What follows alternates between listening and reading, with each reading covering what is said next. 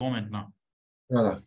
Donc, je voulais parler de trois choses, les principaux aspects de l'accord SPS, les applications des mesures SPS dans le cadre de notre organisation, donc spécifiquement santé animale, et puis quelques diapos sur les systèmes d'information e-ping du secrétariat SPS, qui est nouveau, qui est assez bien, et qui permet d'aussi comprendre mieux les enjeux internationaux quand il s'agit de parler de la santé animale et plus particulièrement de la PPA. Bon, encore une fois, mes diapos ne bougent pas. Décidément, ce n'est pas ma journée. Bon, vous travaillez pour des services vétérinaires gouvernementaux, donc je pense que tout le monde le sait, hein, l'accord sur ce qu'on appelle officiellement l'application des mesures sanitaires et phytosanitaires, donc SPS, a été mise en vigueur le 1er janvier 1995,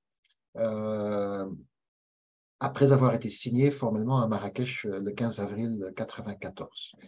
Et donc, ça coïncide avec la création même de l'Organisation mondiale du commerce, qui avait été établie par des négociations à la fin de l'accord GATT, de Global Agreement on Tariffs and Trade, à la même date. Donc, le 1er janvier entre en vigueur la nouvelle Organisation mondiale du commerce et en même temps l'accord SPS. L'Organisation mondiale du commerce compte aujourd'hui 164 membres. Bon, ça peut paraître moins que l'OMSA, par exemple, mais qui représente quand même 98% du commerce mondial. Ce n'est pas négligeable. Alors, l'accord SPS, c'est en fait un pare-feu vis-à-vis le principe de base de l'OMC, qui est le libre-échange. Donc, le principe de base, c'est que le commerce international ne peut être freiné par des considérations autres que, en fait, le prix est bon, et offre et demande. Donc, le principe de base, c'est offre et demande. Si l'offre est là, si la demande est là, si l'argent est là pour payer, on fait du commerce, on échange des produits et des services. Il ne devrait pas y avoir de barrières tarifaires et certainement pas de technique à un commerce. Donc ça, c'est le principe ultralibéral qui est à la base de l'Organisation mondiale du commerce. Le problème, c'est que libre-échange, c'est très bien quand on veut faire du commerce d'iPhones ou de Mercedes ou quelconque. Mais même dans ces cas-là, il y a sans doute des considérations qui font que certains pays auraient du mal à accepter certains produits juste sur la base qu'il y ait une offre et une demande. Et donc, c'est le cas très clairement de tout ce qui est plantes et animaux. Parce qu'un libre-échange, c'est très bien, mais un libre-échange de viande de porc qui est basé sur l'offre et la demande entre deux pays va certainement faire plaisir aux industriels ou aux commerçants, mais si ça résulte dans l'importation de la PPA, c'est le contribuable national, à travers le gouvernement, qui va devoir payer la facture de toutes les mesures sanitaires qui doivent être mises en place. Donc, l'accord SPS prévoit qu'un pays peut mettre en place certaines mesures qui paraissent contraignantes pour le commerce s'il y a des doutes ou des suspicions que le libre-échange de ces produits puisse menacer la vie de l'animal, la vie végétale et surtout la santé publique à travers les végétaux ou les animaux ou les emballages de ces animaux ou de ces produits animaux. Donc, l'accord sur l'application des mesures sanitaires et phytosanitaires définit les règles fondamentales concernant l'innocuité des produits alimentaires, ainsi que les normes sanitaires pour les animaux et les végétaux. Donc, il y a trois cibles. Il y a la protection de la vie humaine à travers la santé publique, protection de la vie animale et protection de la vie végétale. Donc, chaque pays fait ce qu'il veut, mais si un pays dit « je n'accepte pas sans autre condition des échanges commerciaux de porcelet ou de poussins d'un jour, il se doit de le justifier d'un point de vue scientifique. Et ne doit pas être exagéré par rapport au risque. C'est-à-dire qu'on ne doit pas fermer les frontières à certains produits pour cause d'une maladie qui, d'habitude, ne fait pas de mortalité ou qui n'a aucune importance pour la santé publique ou qui, de toute façon, n'existe pas dans votre région ou dans la région à partir de laquelle vous importez. Donc, elle ne devrait pas entraîner des discriminations arbitraires ou injustifiables entre les pays. Il est clair que si un pays importateur de viande de porc subit elle-même la peste porcine africaine, elle peut difficilement exiger de son pays avec lequel il va faire du commerce que le pays soit indemne de PPA. Ça, ce n'est pas permis par l'accord SPS. On ne peut pas exiger de nos partenaires commerciaux ce qu'on ne parvient pas à gérer nous-mêmes dans notre propre pays. Alors, très important, dès qu'on décide qu'il y a des considérations autres que les considérations commerciales, comment est-ce qu'on va définir nos mesures? Est-ce qu'on va les inventer nous-mêmes? Ou est-ce qu'on va se baser sur des normes ou des directives ou des recommandations internationales qui existent déjà? Pas toutes les maladies animales sont couvertes par l'OMSA, donc il peut y avoir des cas où des maladies sont prises en compte dans ce genre de considérations et ne sont pas couvertes par les normes de l'OMSA.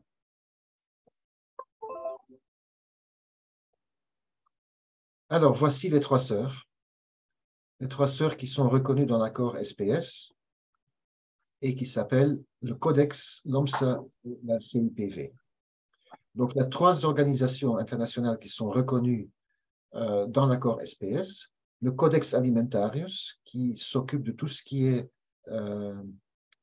sécurité sanitaire des aliments, mais d'un point de vue purement santé publique. Notre organisation OMSA qui s'occupe de tout ce qui est santé animale, et puis la CIPV pour la protection des végétaux, qui s'occupe de tout ce qui est comme phytosanitaire ou protection. Et donc, ça couvre trois organisations, en fait. Nous-mêmes, on gère le dossier santé animale seul. Le dossier Codex est partagé entre la FAO et l'OMS, et la CIPV s'occupe du phytosanitaire qu'à travers la FAO. Donc, le Codex est un montage sur deux pieds, l'OMS et la FAO. Et donc, voilà, les sujets qui sont couverts par ces trois sœurs, on les appelle les sœurs dans l'accord SPS. Alors, toute la gymnastique consiste à être prudent, mais à ne pas déborder de l'autre côté dans des mesures qui dépassent de loin les risques d'introduction de maladies ou de menaces de la santé publique. Donc, il y a toujours cette considération, est-ce qu'on a affaire à la protection du consommateur ou à une mesure protectionniste qui cherche plutôt à protéger les producteurs de volailles ou de porc ou d'ananas dans le pays vis-à-vis des importations. Et donc, vous savez tous que l'accord SPS est très souvent utilisé, abusé pour mettre en place des mesures qui, en fait, ont très peu à faire avec un réel besoin de protéger le consommateur ou la population animale ou végétale. Donc, ce que dit l'accord SPS, c'est que des mesures sanitaires et phytosanitaires peuvent, par leur nature même, entraîner des restrictions au commerce. C'est clair que des mesures sanitaires vont se traduire dans des exigences au niveau des frontières, rejection de chargement, tests supplémentaires, quarantaine pour des animaux vivants, etc. Donc, ce sont des restrictions au commerce libre. Tous les gouvernements reconnaissent que certaines restrictions commerciales peuvent être nécessaires pour l'innocuité des produits alimentaires, la protection de la santé des animaux et la préservation des végétaux.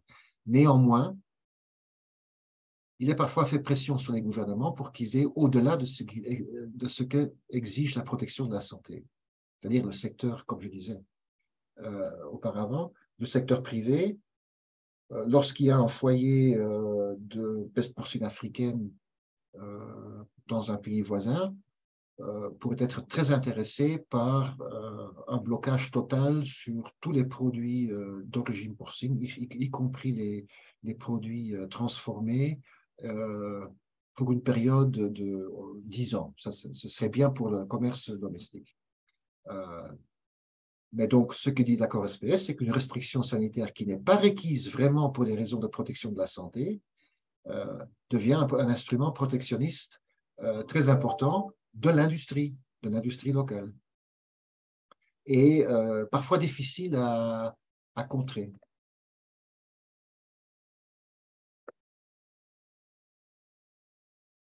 Alors, le concept d'analyse de risque intervient lorsqu'un pays estime que les normes internationales, par exemple celles de l'OMSA, ne sont pas suffisantes pour plusieurs raisons. Nos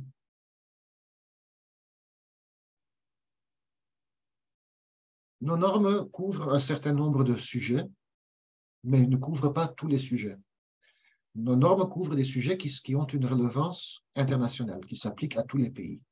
Mais il se peut qu'il y a certains produits ou certaines pratiques qui sont très locales ou qui sont liées à l'Afrique ou à l'Asie ou à l'Europe et qui nécessitent donc de revoir nos normes internationales en vue de ces pratiques ou de ce comportement qui est typiquement européen ou typiquement africain. Un exemple typique, c'est les niveaux de résidus maximal d'aflatoxine dans le maïs. Il y a une norme internationale qui dit qu'il ne peut pas y avoir plus que X, Y, Z d'aflatoxine dans le maïs pour des raisons de protection du consommateur. Or, en Afrique, ou dans certaines régions de l'Afrique où on consomme 10 fois plus de maïs qu'en Europe, cette norme peut être mise en question en disant si on consomme vraiment beaucoup de maïs, peut-être que cette limite d'aflatoxine est trop haute pour nous. Et il faut baisser ce seuil pour répondre à notre profil de consommation de maïs. Donc ça, c'est typiquement une mesure qu'on appelle appropriate level of protection, donc un niveau approprié de protection qui est différente de celle des normes internationales. Je donne l'exemple de l'Afrique, mais en fait, ce sont surtout des pays développés, industrialisés, occidentaux, qui estiment que les normes de la CIPV ou du Codex ou comme ça ne vont pas assez loin. Et ils exigent en fait des normes qui sont plus strictes que nos propres normes, qui ont une dimension internationale, donc qui essayent de plaire à un plus grand nombre de pays. Maintenant, l'accord SPS prévoit que n'importe quel pays peut avoir ou mettre en place des exigences qui sont supérieures à celles des organisations internationales, mais pour cela, elle devra apporter une justification scientifique. Et donc, c'est à travers l'exécution d'une analyse de risque que le pays Y doit démontrer pourquoi elle estime que les normes internationales sont insuffisantes. Je donnais l'exemple des niveaux d'aflatoxine, mais il se peut aussi qu'il y a des maladies qui sévissent, je dirais, en Asie, qui ne sont pas couvertes par nos normes de l'OMSA. Et donc, si ces maladies sont vraiment importantes en Asie, il se peut très bien que un pays demande des exigences supérieures en termes de plus de maladies à prendre en compte dans la certification.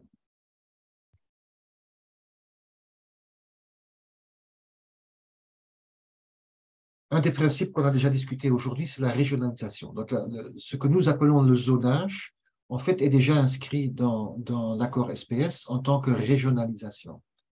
Donc, il est prévu dans l'accord SPS que des gouvernements peuvent reconnaître des zones indemnes de maladie et que ces zones ne sont pas nécessairement de la même taille que le pays même. Et donc, dans les négociations commerciales, que ce soit pour des produits végétaux ou des produits transformés ou des produits animaux, l'accord SPS appelle les partenaires commerciaux à reconnaître qu'il peut y avoir des zones indemnes de maladie alors que l'autre partie du pays est infectée par une maladie quelconque ou des maladies quelconques. Je ne vais pas trop m'attarder sur tous ces détails. Ce sont tous des... Et on va partager ces présentations avec vous de toute façon.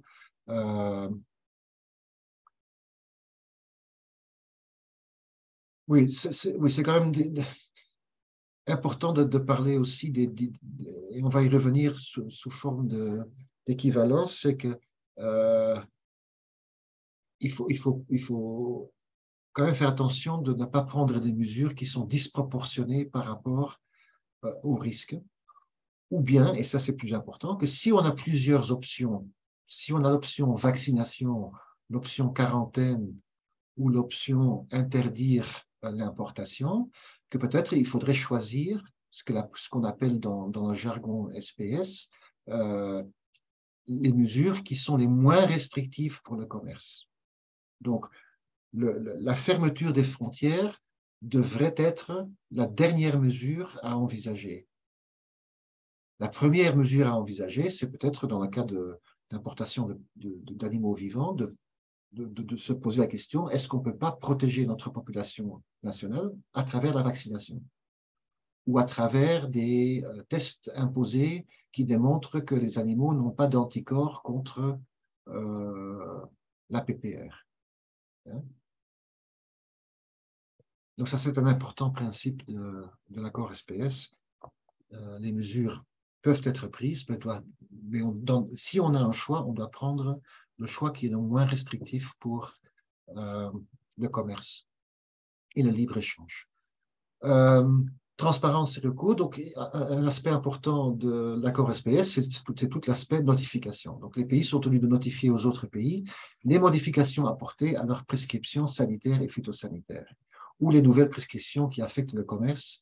Et donc, ça concerne surtout des initiatives juridiques qui pourraient, lors de leur proclamation, affecter les possibilités de commerce avec d'autres pays. Et donc, le système SPS permet à d'autres pays, à des partenaires commerciaux, de fournir des commentaires sur des projets de loi. C'est assez exceptionnel comme système, mais si on joue le jeu SPS, chaque pays est censé notifier un projet de loi qui affecte un des trois domaines SPS sur une plateforme, et on reviendra dessus, sur une plateforme SPS, de façon à ce que les pays voisins ou les partenaires commerciaux puissent fournir des commentaires sur le bien fondé de certaines dispositions prévues dans cette loi.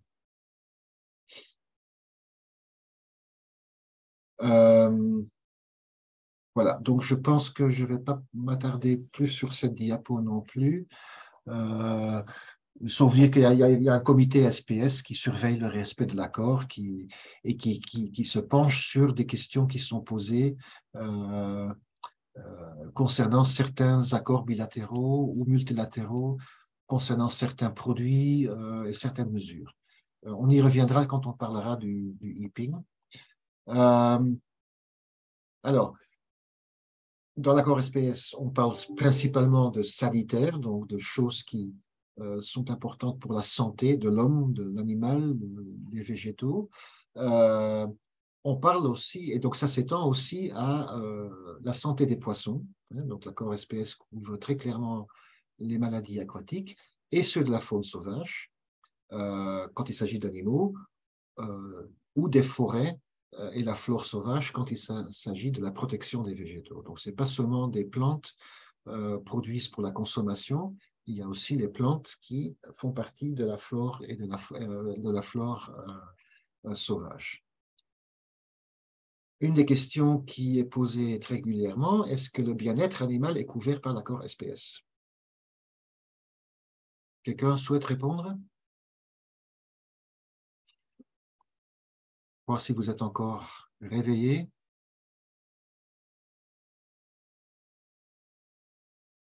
Est-ce que le bien-être animal est couvert par l'accord SPS?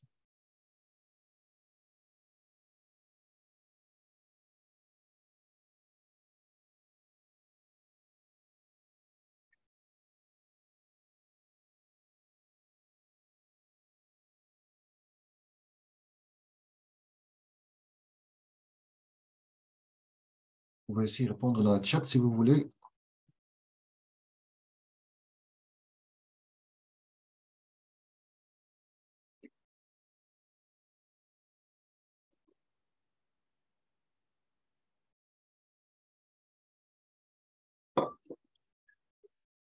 Bon, très clairement,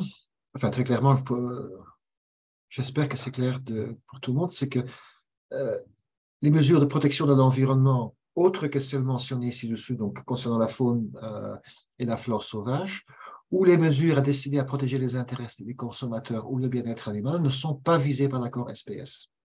Okay. Donc, la certification halal, par exemple, n'est pas quelque chose qui est couvert par l'accord SPS. Le bien-être animal n'est pas couvert par l'accord SPS. Certains, diront que des aspects euh, de bien-être animal sont couverts par l'accord TBT, qui est le Technical Barriers to Trade, qui sont les autres obstacles techniques au commerce.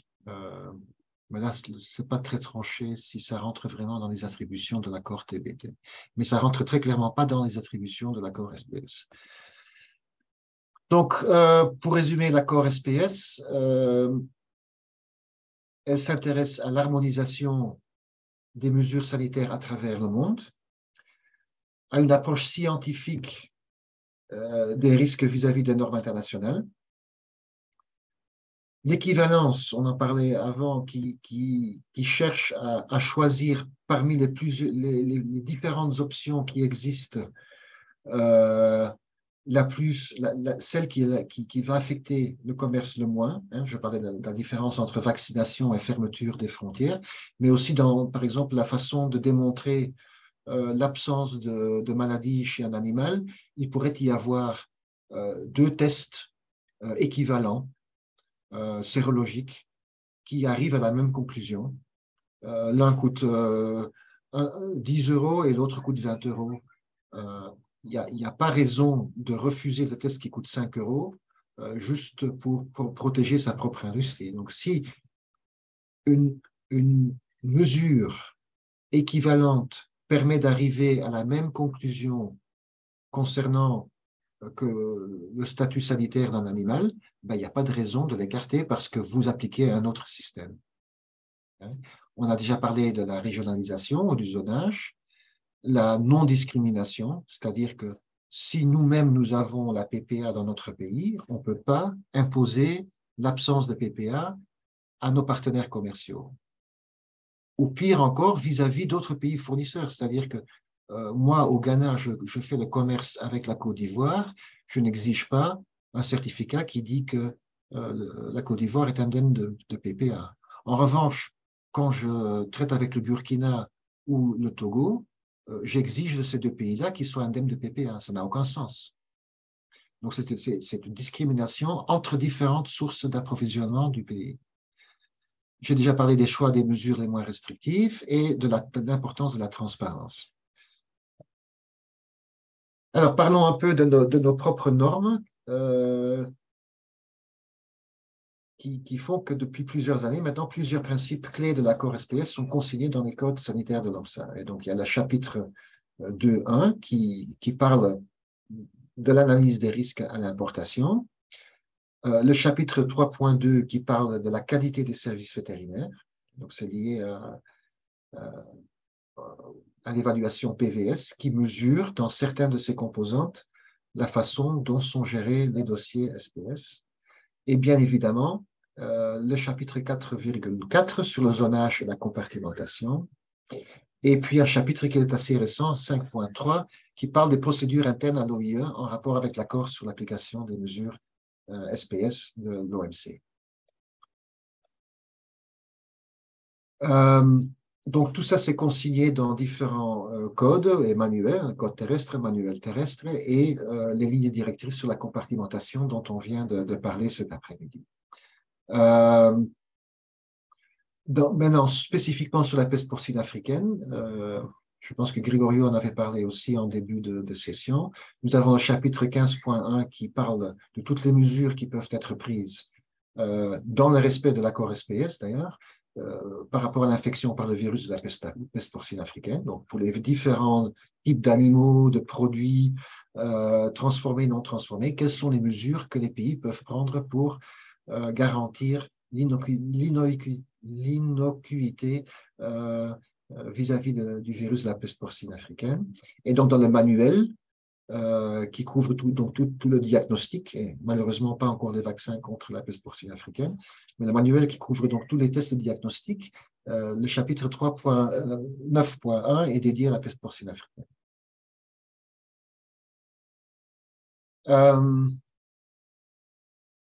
On parle de peste porcine africaine, mais on parle aussi d'analyse des risques, donc, et on en parlera la semaine prochaine en détail. Nous avons donc deux manuels, enfin un manuel avec deux volumes, qui parle de l'approche analyse de risque. Alors, ce sont des lignes directrices aussi, hein, donc ce n'est pas une norme internationale. En anglais, on parle de handbook. Quand on parlait de compartimentation, on parlait de lignes directrices.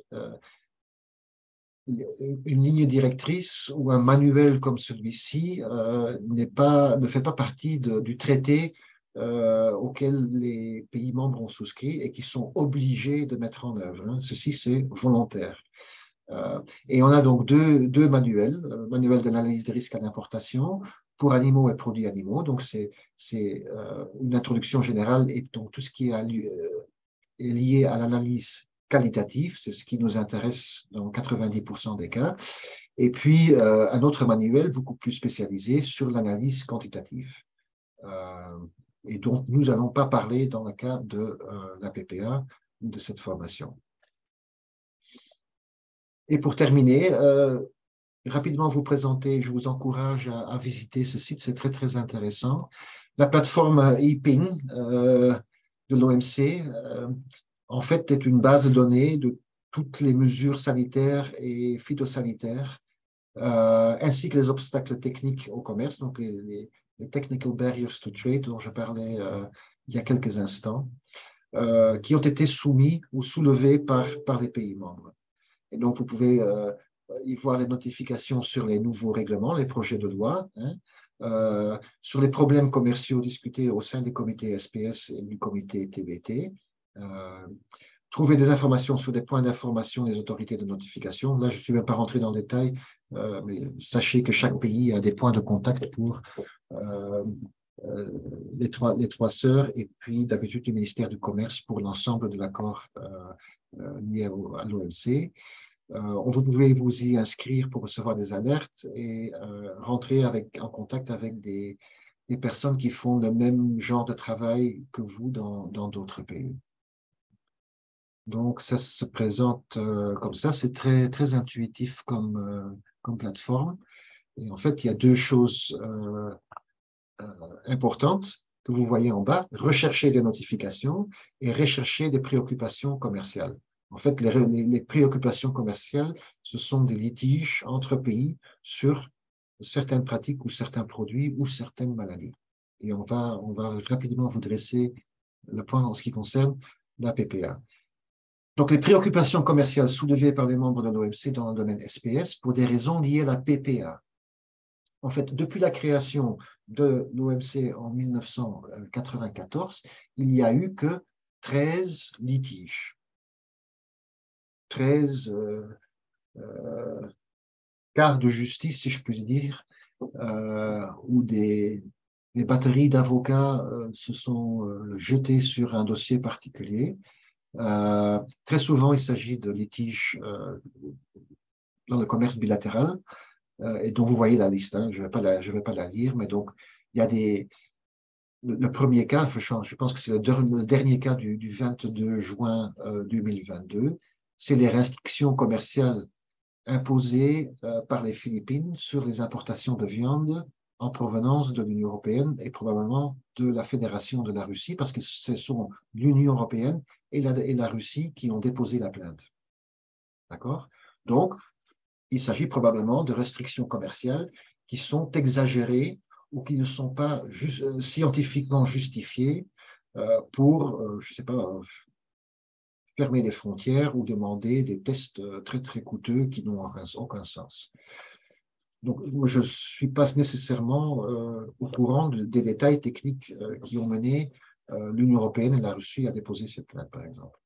Je vois le Taipei chinois par rapport à la reconnaissance du statut de pays. Je vois les restrictions à l'importation imposées par la Chine, probablement vis-à-vis de l'Union européenne, parce que c'est encore une fois l'Union européenne qui a déposé plainte.